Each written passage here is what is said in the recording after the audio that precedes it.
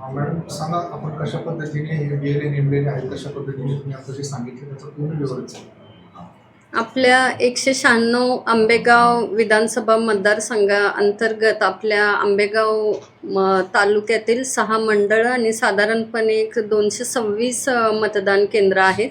तसंच आंबेगाव मतदारसंघामध्ये शिरूर विभागातील 3 मंडलांमधील 115 मतदान केंद्र आपल्या या आंबेगाव विधानसभा मतदारसंघामध्ये येतात. असे टोटल 341 मतदार केंद्र आहेत. ECIचा आता आपल्या या ठिकाणी विशेष पुनर्निरीक्षण मोहीम सुरू करण्यात आलेली आहे आणि EF फॉर्म म्हणजे एन्युमरेशन फॉर्म हा प्रत्येक मतदाराला वाटप केला जाणार आहे आणि त्याचं कामकाज 30 जूनपासून आपण सुरू केलेलं आहे. BLO जो आहे तो घरोघरी जाऊन ह्या फॉर्मचं वाटप करण्याचं कामकाज या ठिकाणी सुरू आहे. तर माझं या ठिकाणी सर्वांना अशी विनंती राहील की जो फॉर्म तुम्हाला मिळतोय तो तपासून तात्काळ व्हेरीफाय करून 2 फोटोंसहित BLOकडून आपण जमा करावं. तसंच यासोबतच आपल्याला हेही पाहावं लागेल की हा फॉर्म डिजिटाईज देखील करायचा आहे.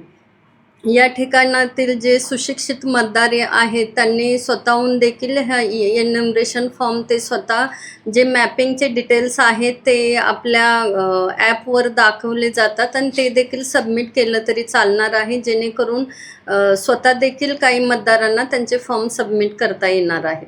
जे फिजिकली व्हेरीफाय होऊन आमच्याकडं फॉर्म येतील त्याच मतदारांचं त्यांच्या पुढच्या प्रारूप मतदार यादीमध्ये नाव येणार आहे. याची सर्वांनी दखल घेण्याची या ठिकाणी गरज आहे आणि प्रशासनाला आपण जास्तीत जास्त सहकार्य करण्याचे मी या ठिकाणी आवाहन करते.